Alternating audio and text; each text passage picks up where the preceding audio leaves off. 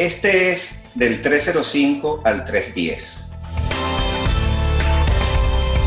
Con Jesús M. Rodríguez desde Los Ángeles y Fernando Núñez Noda desde Miami.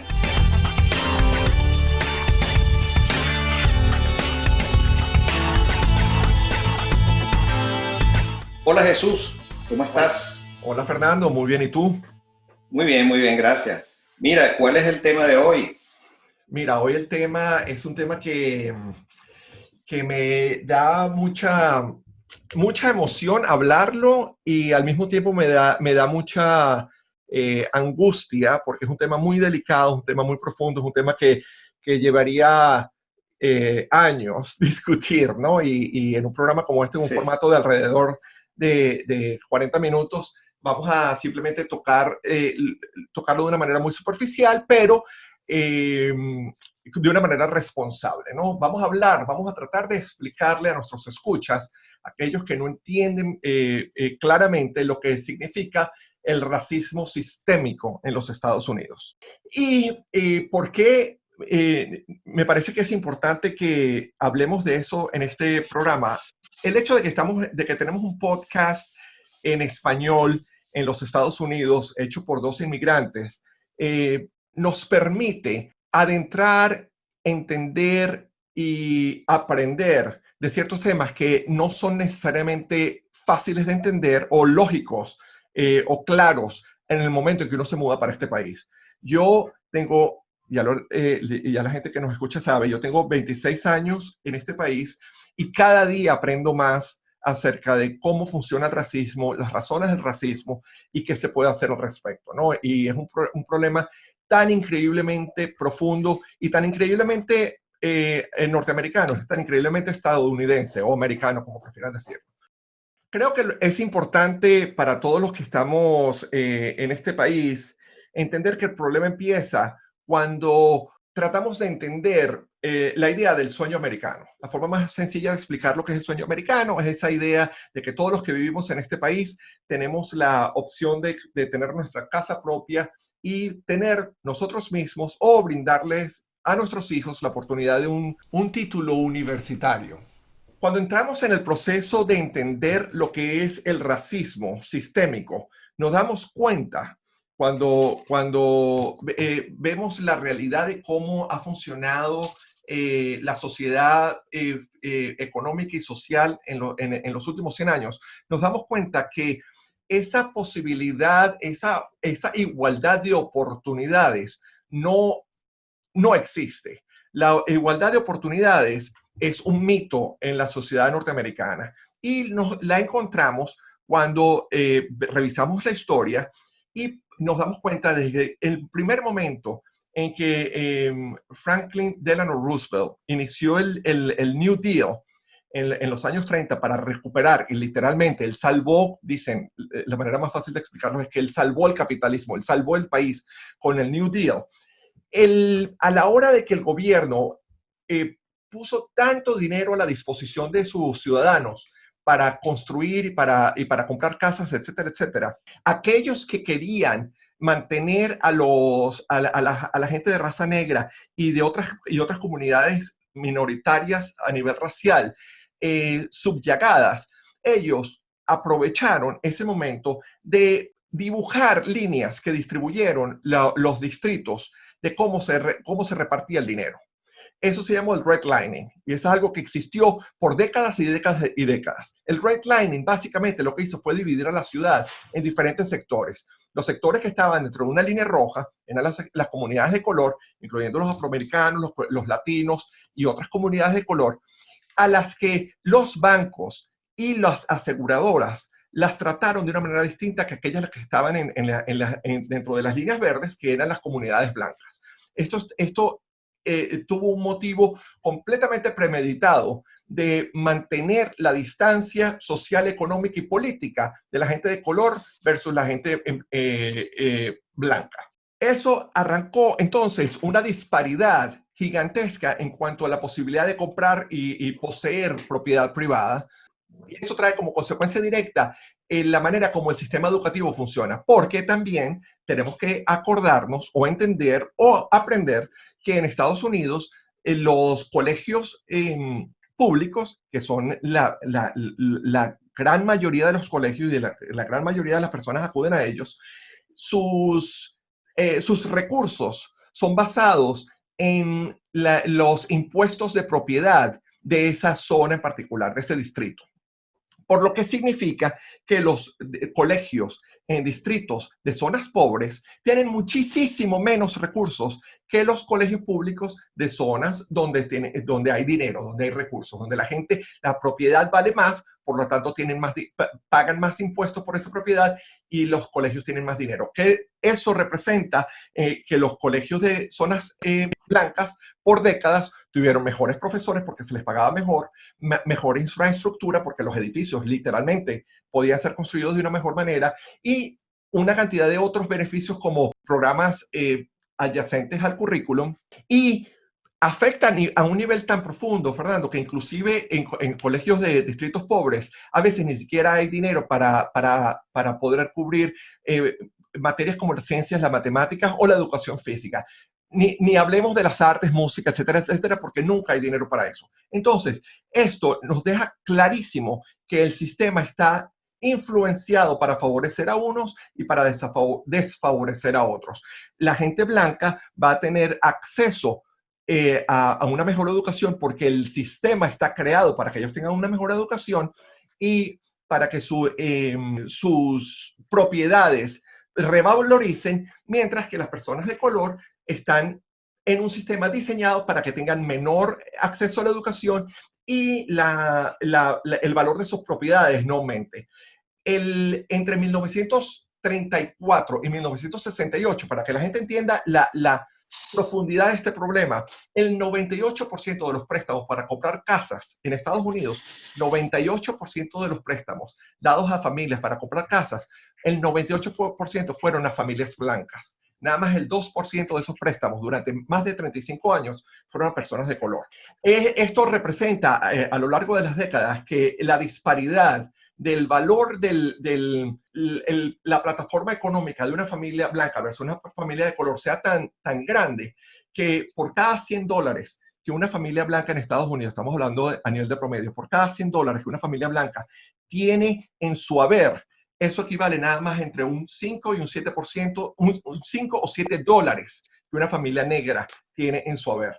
Entonces, wow. Cuando a eso además le agregas medidas que se tomaron a lo largo de los años, que son tan increíblemente desgarradoras, como por ejemplo en los años 60, cuando las redes de autopistas se construyeron en los Estados Unidos, las grandes autopistas dividieron las comunidades de color. En Los Ángeles es un caso particularmente doloroso y yo vivo en una zona que por muchos años fue una zona de clase media negra esta comunidad, que era una comunidad absolutamente ejemplar del bienestar de la comunidad negra, le pusieron la autopista, la 10 de 10, y dividió la comunidad por la mitad, no solamente quitándole propiedades a gente que tenía sus casas ahí para construir la autopista en sí, sino además dividiendo la comunidad literalmente en dos y con una autopista que te pasa por medio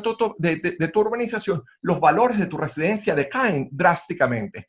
Eso nunca sucedió en comunidades blancas y mucho menos ricas. Por supuesto, esa es la razón por la cual no hay una autopista que atraviesa Beverly Hills, pero sí hay una que atraviesa Adams Boulevard y Jefferson Area. Entonces, claro. Esto además entonces se extiende, y discúlpame que vaya un poquito más allá, pero es muy importante que la gente entienda la complejidad del asunto, se extiende entonces a un proceso político en el que se definen las áreas electorales, que aquí en Estados Unidos le llaman el gerrymandering, basado en un gobernador de Massachusetts en los años 1800 que se llama Elbridge Gerry, donde los políticos escogen a sus electores en lugar de los electores escoger a sus políticos.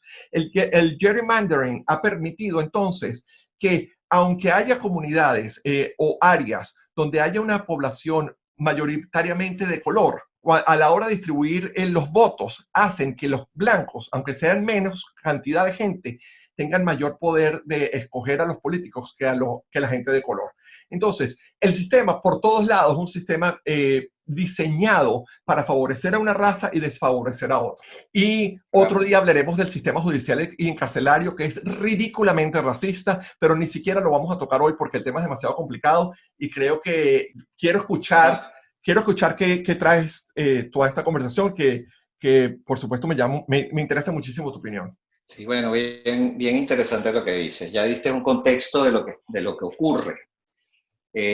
Yo quería más bien dar un contexto histórico, ¿no? Un contexto histórico para también ubicarnos un poco en dos cosas, en la naturaleza de las razas y el por qué la raza negra, llamada políticamente correcta afroamericana, pero es la raza negra, pues, por qué esa raza ha sido objeto de más injusticias de las que tú has mencionado. Sigue habiendo muchas más si lo vemos históricamente hacia atrás, ¿no? Exacto. Fíjense, hacia la primera mitad del siglo XIX, o sea, los 1800, un científico social llamado Samuel Morton, estableció que habían 5 grupos raciales en el mundo. Uno eran los caucásicos, otro eran los mongoleses, otros eran los asiáticos del sureste, o sea, los chinos, japoneses, coreanos, otros eran los nativos americanos y otros eran los negros o etíopes. 5 grupos. Esa división que duró por siglos, pues duró todo el siglo XVIII y todo el siglo XX. Afianzó la idea de que nosotros estamos divididos por razas, o sea, que éramos como grupos humanos que teníamos unas ciertas características, no solamente físicas, sino también de actitud, de capacidades, etc. Y eso sirvió como base para la discriminación racial de los negros, porque era decir, bueno, los negros, si los negros son así, es porque ellos son intrínsecamente así, porque su material genético, cuando se descubrieron el ADN en los años 50, bueno, ya lo pudieron tratar de explicar por ahí, porque es una cosa genética y no hay remedio, porque si estás programado para hacer de una forma, lo vas a hacer siempre. Eso fue una base enorme para la discriminación. Decir que unas razas eran inferiores porque, digámoslo así, genéticamente, aunque no existía todavía el conocimiento genético en los 1800, principios de los 1900, pero igualmente se atribuía a algo físico, algo intrínseco en las células, en el cuerpo, ¿no? Entonces, pero resulta que los estudios genéticos, sobre todo los estudios del genoma humano, el proyecto Genoma, han demolido por completo esas convicciones, esas supuestas divisiones. Porque lo que ha hecho el genoma, que ha sido un estudio mundial en el que se ha analizado el ADN de todos los grupos humanos en el mundo, ha llegado a unas conclusiones realmente, pero realmente impresionantes. Primero, no hay razas, en el sentido de que la raza caucásica y la raza china sean, asiática del sureste, por ejemplo, sean dos razas distintas. Eso es falso. Cuando se analizan los componentes del ADN y lo de los cromosomas, nos damos cuenta que son exactamente igual, con unas variaciones que no son estructurales del ADN, sino son variaciones que llaman clinales, es decir, que son variaciones causadas por el entorno donde tú estás. Entonces, por ejemplo, la piel negra no es un carácter intrínseco de la población negra, es sencillamente producto de condiciones del medio ambiente donde estas poblaciones se han desarrollado. En África. Y otra cosa importante que descubrió, confirmó el proyecto Genoma, es que todos los seres humanos, todas las razas actuales vienen de África. todas vienen de africanos que eran en su momento negros, porque el africano es negro no por gusto ni por elección, es porque su piel reacciona a un sol inclemente, y eso es una forma de protegerlo, incluso de protegerlo de cáncer de piel, porque si tú recibes mucho sol, pues puede dañarte estructuralmente el material genético. Entonces se crea una capa de melanina adicional para proteger.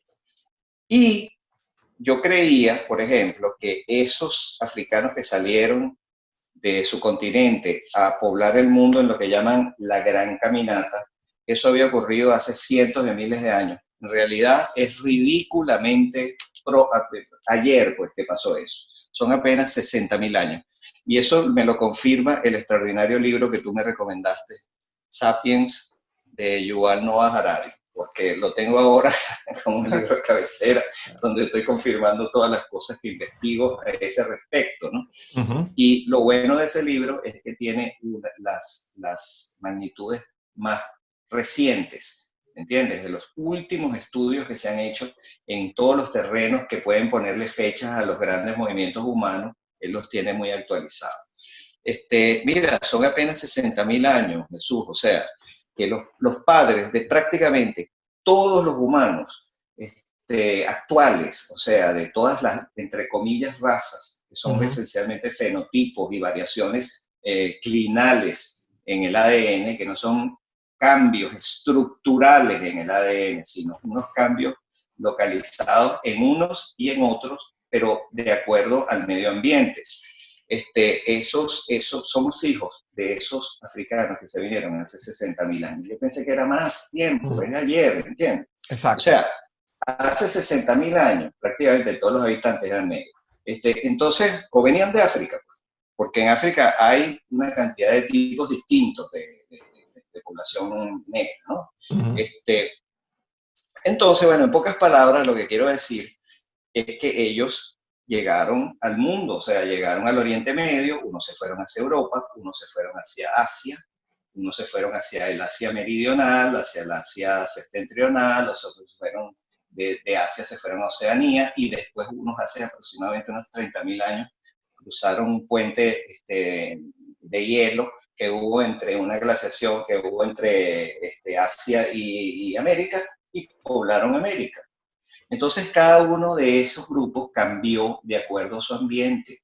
O sea, los que se quedaron en África, por supuesto, se mantuvieron negros. Los que estuvieron en regiones tropicales oscurecieron su piel para protegerse del sol. Y los que llegaron a Europa, como es al revés la cosa, más bien es el frío, ¿entiendes? Y más bien es el hecho de que ellos más bien necesitaban absorber luz, entonces eso creó la piel blanca, ¿no? Ojos claros, ¿por qué? Por el rebote de la luz en la nieve. O sea, los ojos achinados se atribuyen, no hay seguridad de eso, pero se dice que muchos de los habitantes originales de las regiones de la actual Mongolia y China, eso eran regiones bastante desérticas, ¿no? El desierto de Gobi probablemente era mucho más grande de lo que es ahora, y eso producía unas tormentas de arena muy grandes. La gente tenía que mantener los ojos bastante cerrados porque era muy común el que la arena estuviera en el aire. Entonces eso provocó que el cuerpo, nuestro cuerpo es tan sabio que se va adaptando al ambiente en el que vivimos y va produciendo cambios fisiológicos para poder nosotros ser más aptos, estar mejor adaptados a nuestro ambiente. Entonces, bueno, lo que quiero decir en todo caso es que las razas no existen, o sea, hay una sola, la raza humana, lo que existen son variaciones de esa raza humana en distintos lugares del mundo que hacen que los cambios físicos, o sea, los cambios del cuerpo, de la piel, de los ojos, de la constitución física, respondan a los retos del ambiente donde vivimos. ¿Okay? No es nada intrínseco. No es que una raza es superior a la otra necesariamente, es que una raza tuvo más retos, o retos mucho más, o retos distintos a otras. ¿Por qué lo dejo, y digo esto y lo dejo aquí para que tú hables y después yo complemento un poco con otra cosa adicional que tiene que ver con la historia de los negros en Estados Unidos? Pero, ¿qué pasó con los europeos? Bueno, los europeos tuvieron retos enormes, que uno de ellos fue el frío. El frío hace que tú no puedas tener una vida muy disipada. Tú tienes que estar muy preparado para todo. Tú tienes que preparar todo, o sea, la leña, los animales, lo que vas a guardar, las armas. Tienes que estar sumamente alerta porque el ambiente te mata. O sea, te mata. Si tú vives en el trópico, pues no tienes ese problema, tendrás otros, los zancudos, pero el frío no es un problema en el trópico. Entonces, pero ahí sí. Las sociedades que viven en lugares muy fríos suelen ser más desarrolladas. Es así. Y lo que pasó con los africanos actuales, que fueron los que se trajeron como esclavos, es que ellos se quedaron.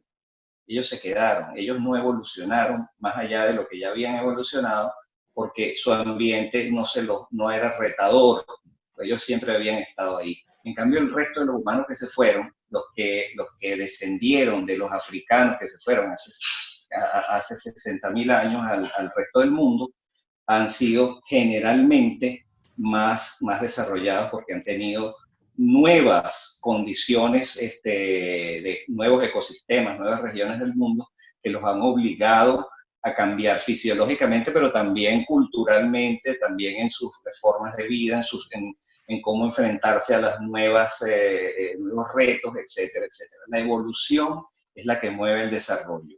No hay nada intrínseco, porque lo que se decía antes era que prácticamente que Dios creó, bueno, eso lo dice el que fundó los que están en Nevada, ¿vale? ¿Cómo se llama? Los mormones. Él decía eso. Él decía que Dios creó a los blancos y creó a los negros. Los negros descienden de uno de los hermanos de Jacob o de Isaac, uno de esos, un hijo que él tuvo con una esclava. Entonces, como no era parte de la descendencia de Israel, entonces salieron negros, malos, feos. Entonces, pero no es así en absoluto. O sea, es que esa raza se quedó. La raza más atrasada de África era la que estaba en la costa oeste, o sea, en la costa del Atlántico. Y de ahí fue que agarraron los esclavos y llegaron a los Estados Unidos. Era una raza muy primitiva. ¿Qué se puede esperar de ellos? Además llegaron, bueno, eso lo hablo después. Pero lo que quiero decir es que con esto demolemos la tesis de que hay razas distintas. No hay razas distintas, hay una sola raza que es la humana. Lo que hay son cambios en el ADN motivados por el ambiente donde tú vives, los retos que te da ese ambiente, y mientras más duro es ese ambiente, más te ve forzado a desarrollar habilidades, a desarrollar el cerebro, porque tienes que pensar, y ciertas, ciertas herramientas físicas como los ojos, como la piel, etcétera, para poder sobrevivir. Es una cuestión de supervivencia. Exacto.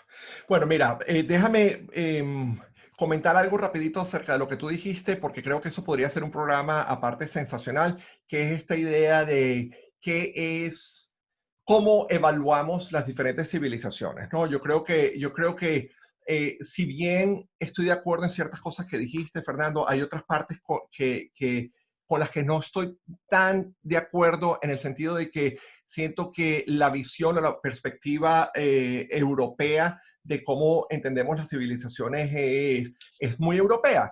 Y hace 2000 años, entre hace 5 y 2000 años, la civilización la más importante en el mundo era la civilización egipcia, que es una civilización africana. Y Europa, hace 250 años, las imágenes que tenemos son muy idealizadas y muy románticas porque son las imágenes hechas y perpetuadas por la gente que estaba en el poder, la que tenía acceso a dinero y a recursos, pero la vasta mayoría de Europa estaba sumida en una miseria absoluta y la gente se moría de mengua y de hambre y de cualquier enfermedad porque el desbalance económico y social era muchísimo peor de lo que nos podríamos imaginar. Pero bueno, pero eso creo que es otro tema, porque yo creo que lo más importante de tu punto es que tú dejaste muy claro la idea de lo absurdo que es el racismo, ¿no? Y lo que significa el racismo. Entonces yo espero que nuestros oyentes hagan una combinación entre lo que tú dijiste, que demuestra lo absurdo del racismo, con lo que yo traté de explicar, que trata de ilustrar lo injusto que es el racismo aquí en Estados Unidos, y ver cómo, basados en unas ideas promulgadas o proyectadas para mantener el status quo, diciendo lo que los blancos son mejores porque genéticamente son superiores a la gente de color, para mantenerse, para también ejercer una presión ideológica muy fuerte y afectar negativamente el autoestima de todas las personas de color. Y ni hablar, otro tema que hablaremos otro día es el trato absolutamente horrendo a la gente, a las comunidades nativas en las Américas, no solamente en Estados Unidos, sino en toda América. Pero bueno, entonces, lo que a mí me gustaría que sucediese con las personas que nos están escuchando hoy es que por lo menos se abriesen un poco a entender que la idea del racismo con el que venimos de nuestros países es muy distinto a la idea del racismo que se maneja en los Estados Unidos, donde es un racismo no solamente en contra de la gente de color, sino contra la gente de raza negra, sino con toda la gente que son de minorías raciales, incluyendo a los latinoamericanos. Dos cositas rapiditas. El sector de la comunidad afroamericana que está creciendo más rápida son los afrolatinos. Entonces, hay una solapación de la comunidad latina y la comunidad negra en Estados Unidos que está creciendo cada vez más. Y la gente no habla lo suficiente sobre eso. Entonces, los latinos, precisamente porque el racismo es algo tan absurdo, a todos los latinos acá, aunque querramos creer que no es cierto, a todos nos ponen debajo de una misma sombrilla, en una misma cajita. No importa que seas latino con más descendencia europea que otros, aquí si suenas latino o si luces latino, eres considerado una minoría y por ende te hacen sentir y la estructura completamente, la estructura está completamente diseñada para mantenerte en una cierta área con una dificultad de movimiento a otras que es real y es latente y es deprimente. Y de eso, del racismo contra los latinos también hablaremos otro día, porque de eso te puedo contar muchas cosas. El punto es que Sí. hoy en día, cuando estamos presenciando, mira, le estaba diciendo esto a mi esposo ayer, en estos años que tengo acá, 2 décadas y media, yo vi lo que pasó el 11 de septiembre, vi la gran recesión del 2008 y nada, y bueno, y también vi la crisis constitucional que pasó durante el juicio a Bill Clinton, que ese sí fue un juicio político de verdad, donde todas las instituciones funcionaron de verdad y no como la payasada que se hizo con Trump, donde ni siquiera los testigos fueron permitidos a atestiguar. Y con esos momentos históricos tan grandes que presencié, yo nunca he visto algo tan radicalmente eh, fundamental y que va a originar un cambio más profundo que lo que está sucediendo en estas semanas, con este despertar total y absoluto. Creo que no va a haber una marcha atrás, una vuelta atrás a nuestro entendimiento y cómo lidiamos con el racismo en este país.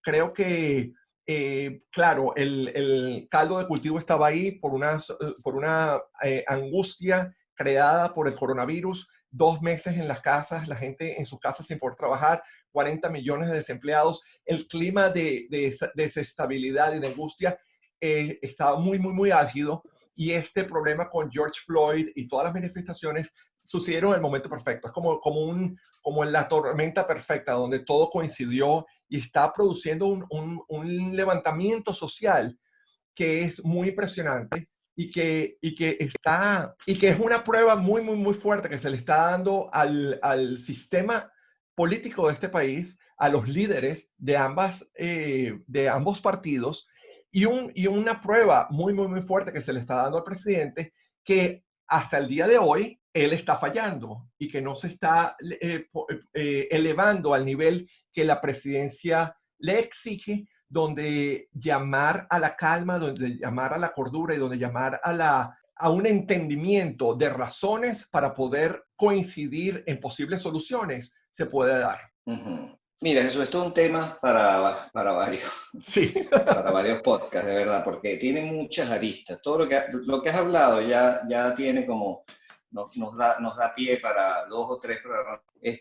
Yo creo que sí, que sin duda alguna hay un problema sistémico, pero puedo continuar con lo que yo iba diciendo, a ver si conecto lo que empecé a hablar con específico, porque si vamos a hablar otro día, podemos hablar de los latinos, digamos, toda la inmigración latina, que esa es otra realidad, porque ahí hay como más áreas grises, ¿no?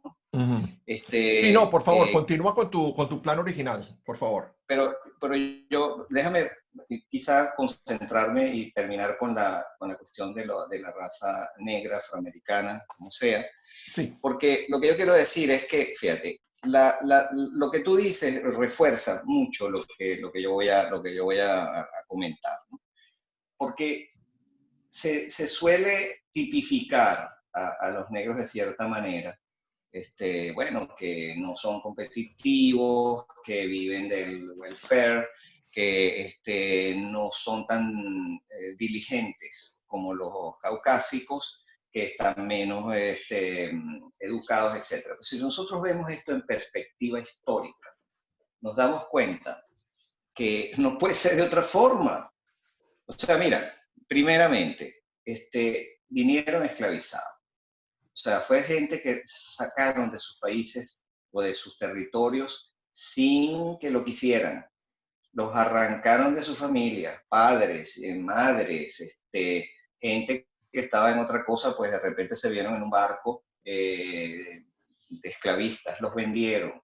Pasaron literalmente siglos sin educación y sin derechos. ¿Cómo puede evolucionar una persona que no tiene ni derechos y no tiene libertad en un país que valora la libertad como lo más importante?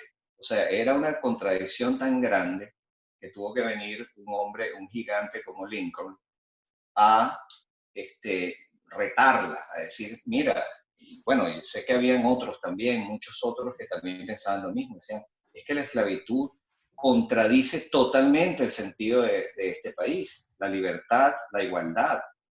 Entonces, muchos blancos se basaban en la premisa de que los negros eran inferiores, de que no tenían capacidades cognitivas o posibilidades de aprender, etc.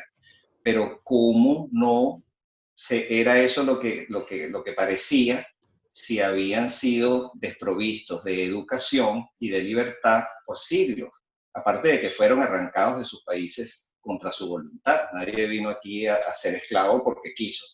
Entonces, esos años se perdieron porque si tú tienes generaciones y generaciones que solo conocen la esclavitud, no sabían leer, no sabían escribir, no sabían nada del mundo, ¿qué puedes esperar toda esa gente desde el punto de vista competitivo? Entonces, bueno, empezó el movimiento, primero la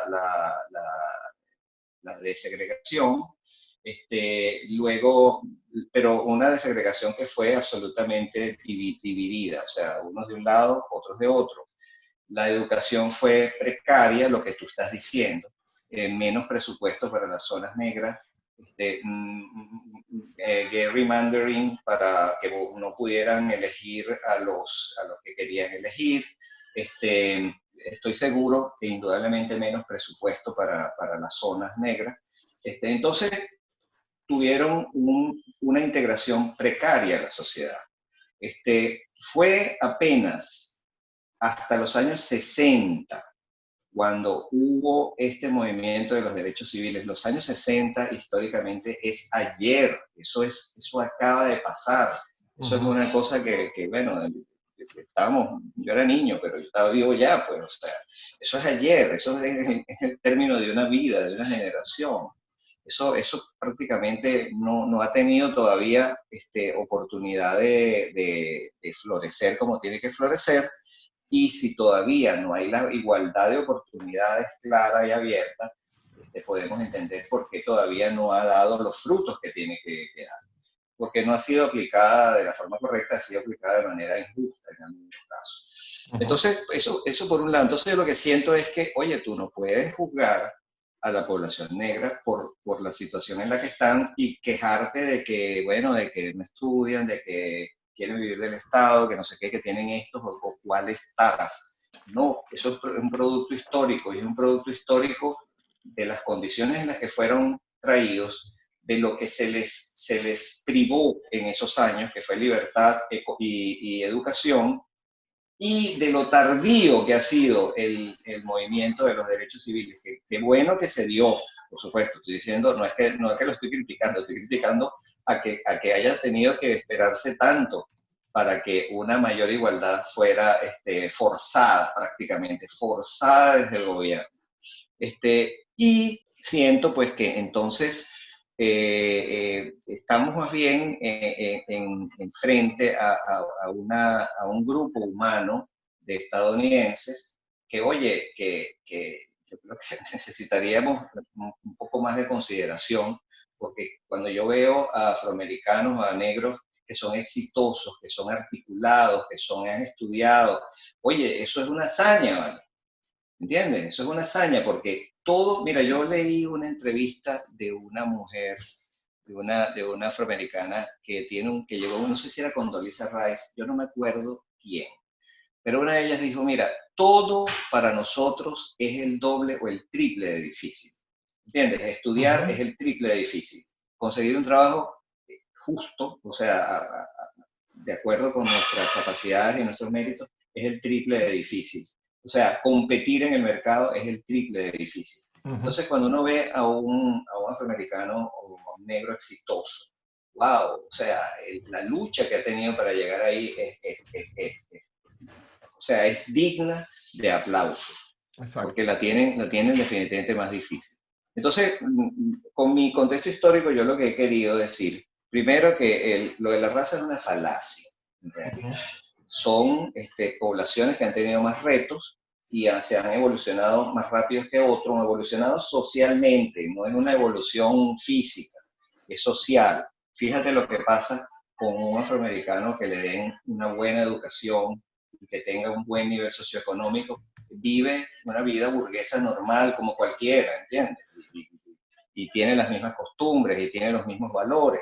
O sea, para mí eso también prueba que no es la raza, no es el fenotipo, no es la variación cromosómica, sino que son las condiciones de vida, eso es el acceso a la educación y es la igualdad de oportunidades y la igualdad ante la ley. Tú le das eso a cualquier población de cualquier etnia y en unos años verá gente próspera, verá gente que cumple la ley, verá gente que paga impuestos, verá gente profesional, etcétera, etcétera. Es una cuestión de oportunidades. Entonces, lo que veo es un déficit de oportunidades, un déficit político, por lo que tú dices, de que le hace difícil a ciertas minorías votar por quienes quieren votar o necesitan votar, acceso a las universidades, acceso a los trabajos de acuerdo al mérito, etcétera, etcétera. Entonces ha habido iniciativas, el Affirmative Action, etcétera, pero creo que ha sido muy poco todavía.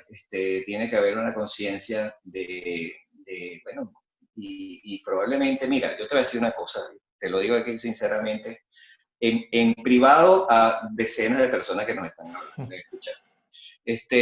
Yo veía con recelo esa tendencia, vamos a decirlo así, progresista a la cosa, ¿no? A esto, a la cuestión racial, a las injusticias. ¿Por qué? Porque yo me estaba dejando guiar por el sesgo de confirmación. que era que cuando veía grupos violentos o grupos infiltrados, yo juzgaba todo el paquete por eso, ¿me entiendes? Pero viéndolo sin ningún prejuicio, sino viéndolo, tratando de verlo tal cual ocurre, con la mayor, digamos, o la menor subjetividad posible, me he dado cuenta que las nuevas generaciones, los millennials, etcétera, tienen una claridad al respecto muy grande, la claridad de ese déficit que tiene, vamos a decirlo así, los caucásicos o las personas que han tenido el poder y el control de la sociedad estadounidense. Ellos han tenido o sea, ellos sí se han dado cuenta de ese déficit y al parecer quieren hacer algo.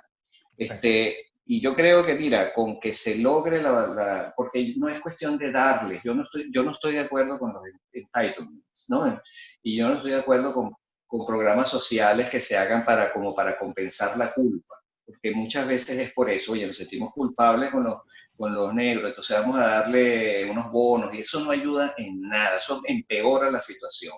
Es igualdad de oportunidades en la educación y en el trabajo. Yo estoy seguro que una persona bien educada y yo estoy seguro que una persona bien preparada, a la que se le dé un acceso justo al mercado de trabajo, esa persona va a ser autónoma, esa persona va a ser próspera, esa persona va a criar, perdón, una buena familia y va a educar bien a sus hijos en la misma línea. A lo mejor eso estoy siendo muy burgués, pero yo soy bastante burgués, en el sentido de que yo siento que la sociedad burguesa es una de las sociedades que ha empujado a las sociedades donde ha prosperado a los niveles más altos de desarrollo económico, de desarrollo educativo, de invenciones, digamos, científicas y de libertad política. Okay, los países donde ha funcionado la burguesización, el aburguesamiento de la sociedad, en el buen sentido, ¿okay? En el buen sentido, de las clases medias empoderadas, yo creo que son uno de los grandes secretos de los países desarrollados. No las élites, las clases sociales educadas y conscientes de su rol, yo creo que tienen una gran cosa. Entonces, bueno, eso es lo que yo pienso, pues, digamos, la población afroamericana, si se le da igualdad de oportunidades, yo creo que puede. Había que darle el empujón, porque tú no puedes agarrar a una persona analfabeta y decirle, bueno, tienes igualdad de oportunidad, no, primero hay que educarla, pero entonces que se haga un esfuerzo porque la educación sea más justa y para que cuando se eduquen no abandonen la escuela, porque ese es otro problema que hay, la deserción escolar en esas poblaciones es mayor. Luchar contra la pobreza, ¿vale? Yo creo que la pobreza es el gran estigma que hace que no estudiemos, que hace que no seamos competitivos y que hace que también le agarremos un poco de odio a la sociedad. Sí, Eso es lo no, que yo mira. pienso en esencia. Mira, Fernando, estamos en los conceptos generales estamos completamente de acuerdo. Yo creo que en otros programas podríamos hablar de los detalles en los que diferimos en Sí, cuanto a me gustaría. cómo, exacto, porque yo tengo opiniones acerca de los programas sociales y tengo opiniones acerca sí, de cómo es la mejor manera de ayudar a las personas que la necesiten, pero lo más importante, que es el punto donde tú y yo coincidimos, es que yo también respeto, admiro y quiero proteger el capitalismo y Sí, ese aporte de la burguesía que tú comentas. Yo estoy totalmente de acuerdo contigo en eso. Estoy totalmente de acuerdo contigo con eso. Quizás es porque soy el resultado de eso, pero quizás es también porque mientras más leo sobre otros sistemas, más creo en este. Mi asunto es, como lo hablamos el otro día, es que si queremos proteger el sistema para que perdure, tenemos que estar seguros que las bases sean sólidas y las bases solamente van a ser sólidas cuando esa igualdad de oportunidades se aplique no solamente a una raza, sino a todas las razas, a todos los sectores sí. es una cuestión de identificar los problemas que tienen las oportunidades y resolver las oportunidades. No es, y todo lo demás, si las oportunidades son iguales para todos y ayudando un poco a esas personas que están reprimidas, deprimidas socioeconómicamente, se podría lograr un avance gigantesco. A mí me gustaría terminar, antes de hablar de lo que no nos deja dormir, recomendar 2 películas en este esfuerzo de continuar educando e informando a los que nos escuchan, que son inmigrantes, que no saben suficiente sobre la realidad de los afroamericanos en este país. Mira, hay 2 películas que yo quiero recomendar. Una es 12 Years of Slave, 12 años como esclavo, basado en un libro escrito por a la persona que le sucedió esto. Y es muy interesante porque es la experiencia de un negro que era libre, que fue secuestrado y vendido como esclavo y trabajó como esclavo en unas plantaciones en el sur de Estados Unidos en el siglo XIX durante 12 años. Y esa Yo vi la película, yo una la vi. maravilla, ¿no? Una maravilla. Sí. Todo el mundo debería verla. Y la otra que tiene que ver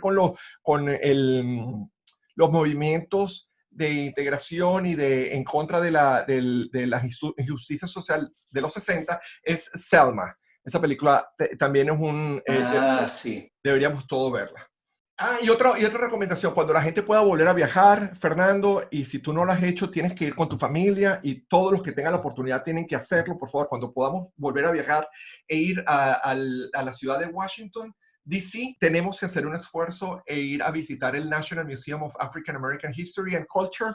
Esa es una experiencia que les va a cambiar la vida. Yo lloré sin parar mientras que recorría el museo, la combinación de poesía visual en el diseño y la maestría usada en la manera en cómo contaron la historia a medida que uno recorre el museo es extraordinario. Nada más para darte una idea. Uno lo primero que hace es montarse en un ascensor y bajar 4 niveles. Cada nivel representa más o menos un siglo en la historia de Estados Unidos. Entonces, cuando llegas al sótano y de ahí empiezas a subir en estas rampas que te llevan a lo largo de la historia, vas recorriendo toda la historia de la esclavitud, de la liberación de los esclavos, la segregación, Jim Crow, todo lo que estamos hablando hoy, uno lo ve y lo vive de una manera que es realmente maravillosa y todos los americanos, todas las personas que viven en este país deben hacer. Interesante, interesante. Oye, un comentario muy rápido, Jesús. Las referencias que tú estás dando y las que yo doy, que son generalmente sitios web, yo pienso que las podemos poner en nuestro sitio web para que la gente pueda hacerle clic y visitar algunos lugares de los que nosotros hemos tomado información. Yo tengo las referencias de lo que he hablado, yo tengo los links y en el artículo de este podcast lo vamos a publicar. Mira, genial. Yo tengo un par de videos que yo podría recomendar. Sí. Están en inglés, pero vale la pena. Vale, buenísimo, sí. Buenísimo. Sí, porque así vamos documentando las cosas. Sí, la gente se puede informar más y profundizar más en el tema. Mira, ¿qué no te deja dormir hoy? Bueno, yo duermo muy bien en general, te lo digo, pero sí, lo que no me deja dormir mucho sigue siendo el mundo el mundo del coronavirus, después que se decrete, se determine que ya ha pasado el gran peligro. No veo, fíjate, me preocupa que yo siento que no ha habido un cierre de la cosa, pero sí ha caído la atención de la gente en el coronavirus y de los medios incluso, ha caído al punto de que se ha puesto en el asiento de atrás, mientras otros problemas mucho más contemporáneos están en el tapete, ¿no? Uh-huh. Precisamente todas estas manifestaciones a raíz de George Floyd, que por cierto también nos ofrecen una duda de qué efecto puede tener eso en los contagios, pero bueno, esa es otra cosa. El caso es que lo que sí yo digo es que todavía no veo información clara ni de la Organización Mundial de la Salud, que por cierto, estoy muy decepcionado de esa organización, como ente coordinador de una cosa tan compleja y tan vital como manejo de una pandemia mundial. Estoy muy decepcionado. Por otro lado, los gobiernos, pues yo creo que en cierta forma muchos de ellos han terminado politizando el asunto. ¿Entiendes? Diciendo, bueno, nosotros hicimos esto, nosotros somos los que tal cosa, discusiones que son más políticas que de tipo de servicio público. No hay un protocolo ahorita claro de cuándo va a terminar esto, de cómo vamos a hacer cuando termine, cómo se va a empezar a abrir la cosa. Hay muchas dudas. Y yo siento que, vamos a estar claros, en el país no siento un liderazgo sólido respecto a lo que se va a hacer con el coronavirus. No siento. O sea, de la Casa Blanca no siento un liderazgo. De las autoridades sanitarias, pues tampoco. Y a nivel internacional tampoco siento, ¿no? En Europa también hay disidencias. O sea, siento mucha indefinición en lo siguiente, en dónde estamos en este momento, en términos de el peligro, o sea, estamos en el mismo peligro de hace 3 meses, o es un peligro mayor, un peligro menor, va en declive, cuáles son las perspectivas más o menos para la cosa. No hay todavía un horizonte claro sobre vacunas, no hay. O sea, hay promesas y hay estimaciones y probablemente he leído que hacia octubre podría haber una vacuna, pero no antes. Eso nos deja un enorme, porque este año, los meses que han pasado son como 5 años anteriores. ¿Me entiendes? La cantidad de cosas que ha pasado. Yo siento Increíble, sí, sí, sí. que este año cada día es como un mes de años pasados. Entonces, entonces se me pone octubre lejísimo, pero lejísimo. Por otro lado, sigue habiendo contagios, sigue habiendo muertos, sigue habiendo problemas de tratamiento. El distanciamiento social es una cosa que no acaba de cuajar, en el sentido de que cuáles son los límites, en cuándo los estamos violando. Me explico. Entonces, me quita el sueño sentir que no hay un mapa claro. Menos mal que se suspendieron las clases, ¿sabes? O sea, que se suspendieron las clases presenciales. Eso para mí, como padre, y eso para mí fue una gran cosa, porque, oye, nos quitó esa angustia de tener unos hijos.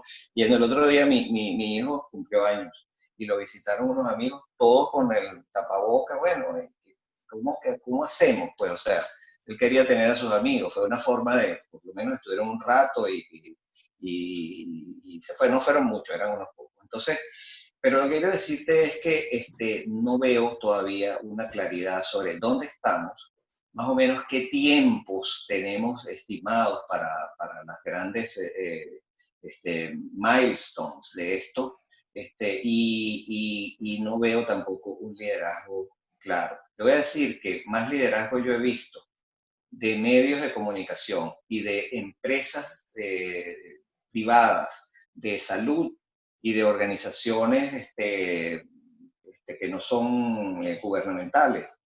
He visto más liderazgo, más claridad en esas organizaciones que en los mismos gobiernos. No solamente estoy hablando del gobierno de aquí, estoy hablando de los gobiernos europeos, gobiernos asiáticos, etcétera. Entonces me preocupa eso porque uno necesita guía, uno necesita liderazgo en estas cosas. Claro. Y se está diluyendo, y de paso, otras noticias que no tienen que ver con la pandemia ya están inundando los titulares y nos están haciendo a veces hasta poner la pandemia en un segundo o tercer plano. Eso no me da dormir.